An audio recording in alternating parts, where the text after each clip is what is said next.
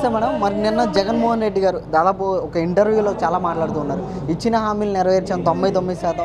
ఈరోజు అక్క చెల్లెమ్మలే నాకు స్టార్ క్యాంపెయినర్లు, మిమ్మల్ని నమ్ముకున్నానని చెప్పేసి మాట్లాడుతున్నారు కదా, ఏం చెప్తారు? 151 సీట్లు వచ్చేపాటికి జగన్మోహన్ రెడ్డి కింద భూమి కనపడలా, పైన ఆకాశం కనపడలా.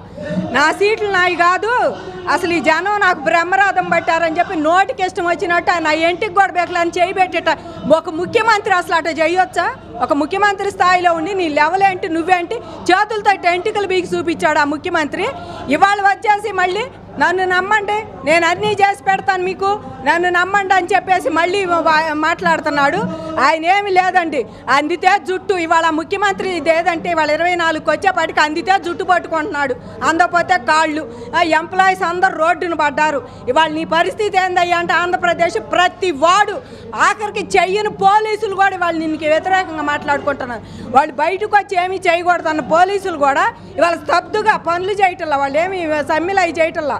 ఇదివరకు ఎంత జులుం ప్రదర్శించారో జనం మీద, ఇప్పుడు చాలా వరకు సైలెంట్గా ఇట్లా పెట్టుకొని నుంచుంటున్నారు ఎదురుగా.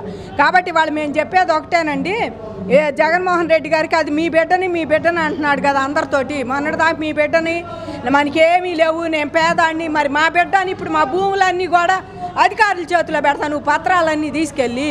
ఒక ఎంఆర్ఓ దగ్గరికి వెళ్ళి పని చేయాలంటే ఎంత టైం పడుతుందో, ఎంత ఖర్చు అవుతుందో ఇవాళ మామూలు సామాన్య మానవులు మా బట్టి వాళ్ళు తెలుసు. ఏదైనా ఒక సంతకానికి పోతే ఇవాళ జగమెరిగిన సత్యం నమ్మినా నమ్మపోయినా. అలాంటిది మేము అధికారులకు మా భూములు అప్పచేస్తే మేము అమ్మాలన్నా కొనాలన్నా అధికారులు మీరు కొమ్మక్కయ్యి వాటిని ఏం చేయాలనుకుంటున్నారు మీరు? మీ బిడ్డని అందుకని మా ఆస్తులు కూడా నీ ముడ్డి కింద పెట్టుకుంటావా మీ బిడ్డని అని చెప్పి. ఈరోజేమో నేను దిగిపోతాను, నేను ఇప్పుడే దిగిపోతాను. ఎందుకు దిగిపోవటం ఉండు, నీ ఇంటికి కూడా బేకలేరు కదా జనం, ఉండు దిగిపోవటం ఎందుకు? ఎలక్షన్ ఇంకా 2 నెలలే ఉంది, ఇంకా 2 నెలలు కూడా ఉండయో లేవో తెలీదు. మీ సిగ్గులేని మొహాలకి ఏం చెప్పాలంటే మంత్రులు కూడా ఇష్టం వచ్చినట్టు మాట్లాడతాం. ఇంకా పొగరేం తగ్గల వాళ్ళకి. ఇవాళ దిగిపోతాం కాదు, వైనాటి పులివెందులని సవాల్ చేస్తున్నారు టీడీపీ వాళ్ళు. ఇవాళ నువ్వు 175 కాదు, వైనాటి పులివెందులు అని కూడా అంటున్నారు. ఎప్పటికైనా చెప్పే నీ అభివృద్ధి ఎంతవరకు ఉందో, నువ్వు ఇవాళ చేసిన పనులు ఎంతవరకు ఉండయో. సంక్షేమ పథకాలు అంటాం, సగం మందిని ఫిల్టర్ చేస్తుంటివి, సగం 30 మందిని ఫిల్టర్ చేసి 10 మంది సంక్షేమ పథకాలు అందిస్తున్నావు. ఈ రకంగా చేసే నువ్వు ఇవాళ మమ్మల్ని అమరావతి రైతుల్లో అని ఇవాళ మేము రైతుగా కూడా మాట్లాడుతున్నాను, ఆంధ్రప్రదేశ్ పౌరురాలుగా చెబుతున్నాను. నువ్వు బీకేది ఏమీ లేదు, నిజం మాట్లాంటి నీ ఎంటికలు నువ్వు బీక్కో రోజు ఇంట్లో కూర్చొని. ఎందుకంటే ఇవాళ నీ సమస్యలు అన్నీ ఉండవు నీ చుట్టూతా. నీ ఎమ్మెల్యే వాళ్ళు ఉంటాడో తెలియదు, రేపు పక్క పార్టీలో పోతాడో తెలియటల్లా. ఒక్కొక్కరు మెల్లిగా జారుకుంటున్నారు, వాళ్ళు ఇష్టం వచ్చిన కళ్ళే.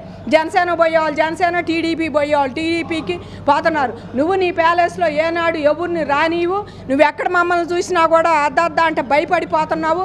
అలాంటి నువ్వు నిన్ను నమ్ముకున్న నీ క్యాడర్ కానీ ఎవరైనా సరే ఇవాళ బయటకు వచ్చేస్తున్నారు, అమ్మో వీళ్ళ కింద ఉండలేమని చెప్పి.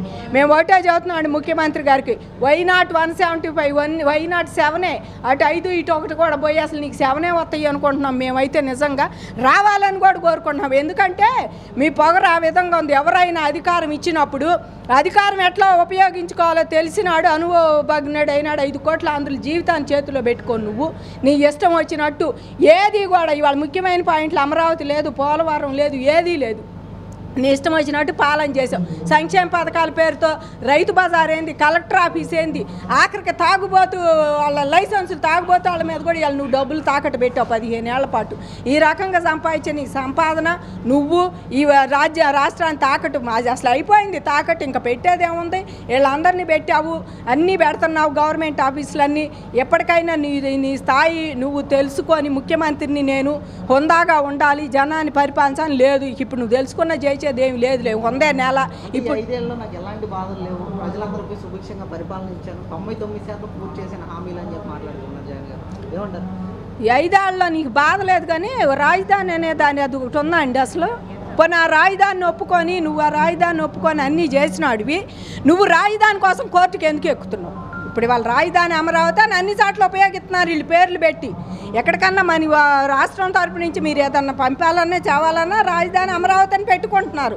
ఎట్ ద సేమ్ టైం మీరు రాజధాని అమరావతి వద్దు, శాసన రాజధాని, నేను పరిపాలన రాజధాని ఆడో పెడతానని చెప్పేసి నువ్వు విశాఖపట్నం పోవాలనుకుంటున్నావు. ఇంకా నేనేం చేశాను, నా ప్రజలు సుభిక్షంగా ఎవరుండారండి? నేను ఎస్మా వాళ్ళ మీద మీరు ఉద్యోగాలు రాకపోతే సమ్మె చేస్తే తీసి పారేస్తా అని చెప్పావు. అంగన్వాడీని తీసి పారేసి వాళ్ళ మీద ఎస్మా చట్టం అన్నావు, నీ బంద చట్టం, నీ పాడి చట్టం, నీ పచ్చిబద్దలు మీ దినాలు చేసుకొని ఆడవాళ్ళని మామూలుగా లాగారా పోలీసులు? అమరావతి రైతులని ఏ రకంగా చేశారు? ఇవాళ అంగన్వాడీ ఆడవాళ్ళని పట్టుకొని నువ్వు ఆ రకంగా చేస్తా. పసిపిల్లలకి అన్నం పెట్టి గర్భిణీ స్త్రీలకి బలమైన ఆహారం పెట్టే వాళ్ళనా నువ్వు ఆ రకంగా చేసేది? కూర్చొని వాళ్ళు కూడా ఇప్పుడు నెల 15 రోజులకి వాళ్ళకి ఈ చట్టం ఒకటి ఉపయోగించి ఇది లేకపోతే మిమ్మల్ని సజ్జలేవుడండి ఆ మాట చెప్పడానికి. అసలు సజ్జలేవుడు ఆ మాట చెప్పడానికి దాని అధికారులు చెప్పాలి వచ్చి. పరిపాలన మేము చేయట్లేదు, అధికారుల చేతిలో ఉంది, పరిపాలన ఏమి లేదంటారు. చెప్పేదే మీరు, చేసేది అధికారులు. కాబట్టి అదా రాజా తదా అడ్మినిస్ట్రేషన్ లాగే చేస్తున్నారు. కాబట్టి నీ జనం సుభిక్షంగా ఏమి లేరు. ఇలా బతికేదే వైసీపీ నాయకులు. మిగిలిన వాళ్ళు అందరూ 0 మార్కులు వేసుకొని ఎవరి కాళ్ళు నిన్ను ఎప్పుడు దించుదాం, అసలు టైం ఎప్పుడు వస్తుందా అని ఎదురు చూశారు. ఈ ఓట్లు అయితే ఇంకా తొందరగా వస్తే బాగుండు అనుకున్నారు. అదేందో ఇంకా 2 నెలలు వచ్చినాయి ఆ ఓట్లు వస్తే నువ్వు ఎప్పుడు దిగిపోతావా అని చూస్తున్నారు. అమరావతి రైతులు కూడా ఇప్పుడు మేము కవుల కోసం కూడా చూడట్లేదు. కోర్టులో ఎటు మాకు వేయవని తెలుసు. ఈ రకంగా అయినా లాస్ట్ సంవత్సరం వీళ్ళని ఏడిపిద్దాం అనుకుని ఇన్ని రకాలుగా ఏడిపించాను. వీళ్ళు కోర్టులు అన్నింటిలో విజయం సాధించారు. నా మీద కోర్టు పొద్దుకూకులు నాకు మొటికాయలు ముడుతుంది. ఈసారి కవుల విషయంలో చేద్దాం అనుకున్నావు, చేసావు. లేకపోయినా ఉండే వాళ్ళ ఎకరం రైతువే నేను. కవులు లేకపోయినా సరే నేను కవుల కోసం చూడట్లే. ఎలక్షన్ ఎప్పుడైతే నేను దించుదామనేది అట్ట నా వాటి అలాంటి వాళ్ళు ఇవాళ అమరావతిలో చాలామంది ఉన్నారు. ప్లస్ ఆంధ్రప్రదేశ్ మొత్తం 13 జిల్లాల వైజ్గా చూస్తే ఎక్కువ మంది నిన్ను దించడానికి కంకణం కట్టుకొని చూస్తున్నారని మనవి చేసుకుంటున్నాను. ఈరోజు నా కుటుంబాన్ని విడగొట్టారు, నా చెల్లిని తీసుకొచ్చి రాష్ట్ర కాంగ్రెస్ అధ్యక్షురాలుగా నిలబెట్టాడు పరోక్షంగా చంద్రబాబు నాయుడు అని చెప్పి ఆరోపణలు చేస్తున్నారు. ఈ రోజున పైన దేవుడు అనేవాడు ఒకడు ఉన్నాడు, ఎవరికి ఎలా గుణపాఠం చెప్పాలో బాగా తెలుసు అని చెప్పేసి కూడా ఈరోజు దేవుడు ఉన్నాడని చెప్పి మాట్లాడుతున్నారు కదా, ఎలా అనిపిస్తుంది? గుణపాఠం నీకే చెప్పాడు, అయ్యి మాకేం చెప్పలే. ఎందుకంటే ఒకప్పుడు నీ పాదయాత్రలో నీకు బాగోలేదని నీ చెల్లెల్ని నీ అమ్మని తిప్పి దేశం రాష్ట్రం మొత్తం తిప్పి ఒక ఛాన్స్ ఇండి రాజన్న రాజ్యం వచ్చింది, మా షన్నీకి ఛాన్స్ ఇండి, మా బన్నీకి ఛాన్స్ ఇండి అని మీ అమ్మ తిరిగింది. ఇప్పుడు నీ చెల్లెలు కూడా మన్నాయికి ఛాన్స్ ఇండి రామరాజ్యం వచ్చిందని ఆమె తిరిగింది. పాదయాత్రని ఎలక్షన్ క్యాంపెయిన్లను జోరుగా చేసి మీ ఆడవాళ్ళని తీసుకొచ్చి ఏపిచ్చాడు ఓట్లు వేసిన తర్వాత నువ్వు ఇంట్లో చెల్లెలను ఎవరిని చూసా? నువ్వు గడపలో చెల్లెలకి ఎవరికైనా న్యాయం చేసావా? ఒక చెల్లెలు చూస్తేనే పక్క రాష్ట్రం పోయి పార్టీ అంది, ఆ పార్టీ కూడా లేదు.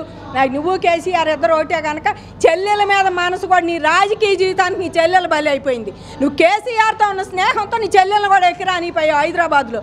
అందుకని ఆమె కూడా పోయి ఇప్పుడు అసలు కాంగ్రెస్లో కలిసింది. నా కుటుంబాన్ని ఎవరు ఎడగొట్టారు? నీ కుటుంబాన్ని ఎవరు ఎడగొట్టలా. నీ చెల్లెలనే నువ్వు దూరం చేసుకున్నావు. ఆమె పోయి ఎవరు ఆలంబన అనుకున్నా. అసలు మీ ఇద్దరు ఒకటేనేమో అది కూడా అనుకుంటున్నారు జనం ఇండైరెక్ట్గా. తమ్ముడేమో అన్నేమో బీజేపీని పట్టుకున్నాడు, చెల్లెలు కాంగ్రెస్ను పట్టుకుంది. అయితే 2 జాతీయ పార్టీలే ఇద్దరు కలిసి పైన ఏదైనా మందేలే అనేటట్టు ఉండారు అనుకుంటున్నారు. మా కుటుంబాన్ని ఎడగొట్టింది అని చెప్పేసి అనే కాంగ్రెస్ని ఇవాళ నువ్వు ఏం చేయదలుచుకున్నా నువ్వు ఇలా అవకాశం వస్తే ఆ కాంగ్రెస్తో కూడా పొత్తు పెట్టుకుంటావు. నువ్వు కుటుంబాన్ని ఎడగొట్టా నువ్వు చెప్పొద్దు. అంబానీని ఒకప్పుడు ఎన్నో తిట్టావు.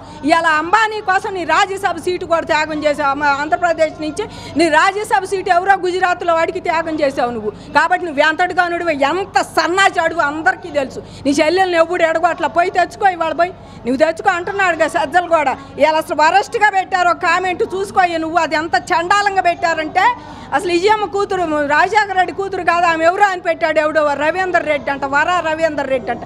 ఇందాక మేము పోస్టులో చూసాం. వాడిని ఏం చేస్తారు రేపు సోషల్ మీడియాలో? వాళ్ళని ఏమైనా చేస్తారా మీరు? వాళ్ళు నేను చేస్తారు పచ్చిగా పెట్టాడు కామెంట్. ఇంకా నేను చెప్పించాలి చిన్న మాట ఇది. ఆమెకు బొట్టలేదని చెప్పాడు, ఇంకా పచ్చిగా కూడా పెట్టాడు వాడు ఎవడు ట్విట్టర్లో. అది చూసుకోవోసారి. సోషల్ మీడియాలో ఏదో అన్నారని జనాన్ని చేయటం కాదు. నువ్వు అన్న మాటలు నీకు ఎదురు కొడుతుంది. దేవుడు న్యాయం చూస్తున్నాడు కాబట్టి నీ వాళ్ళే నీకు పెడుతున్నారు వాళ్ళు ఎదురు. కాబట్టి దేవుడు ఎక్కడైనా న్యాయమే చూస్తాడు. నువ్వు దేవుడి దగ్గర ఎంత పక్షపాతం చేసి ఎంత సొమ్ము తింటున్నావో.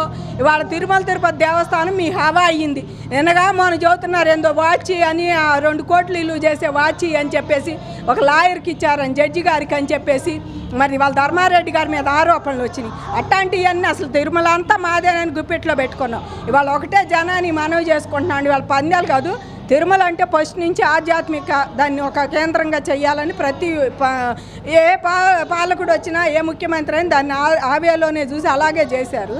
కానీ నువ్వు ఇప్పుడు అది కనుక వదిలితే నువ్వు అక్కడ ఏదో ఒకటి చేస్తావు. అక్కడ గుడిలో అయితే ఉన్నయ్యు ఆ రకంగా దాని పవిత్రతను కూడా నాశనం చేస్తున్నారు మీరు. ఆ సొమ్ము అంతా తింటున్నారు. తిరుపతి సొమ్ము ఎంతోమంది హాస్పిటల్ కానీ పేద విద్యార్థులు కానీ ఎన్నో పెట్టి నడిపిస్తున్నారు. డబ్బు అంతా అట్లా చేస్తున్నారు. అది కులం మతం చూడదు, ఎవరు బాగోపోయినా వెళ్ళి చేసుకుంటారు. అలాంటి తిరుమలను కూడా నువ్వు నాశనం చేసి డబ్బు అంతా మీ స్వార్జితంగా మీరు వాడుకుంటా ఇష్టం వచ్చినట్టు చేస్తున్నారు. కాబట్టి దేవుడు న్యాయం చూపిస్తాడు ఎప్పటికైనా కాదు, రేపు ఈ 2 నెలలు పోతే న్యాయం చూపిస్తాడు. నీ చెల్లిని నువ్వు కలుపుకోకుండా పోయావు. కాంగ్రెస్ ఎందుకు ఎడగొట్టింది? నువ్వు వస్తే జూనియర్ ఎన్టీఆర్ నాటేసుకోవట్లా నువ్వు పోయి. మీరు ఇప్పుడు జూనియర్ ఎన్టీఆర్ని లక్ష్మీపార్వతిని మరియు నువ్వు రామారావు కుటుంబ సభ్యులని లక్ష్మీపార్వతిని వదులుతుంటారు కదా తేపకోలి.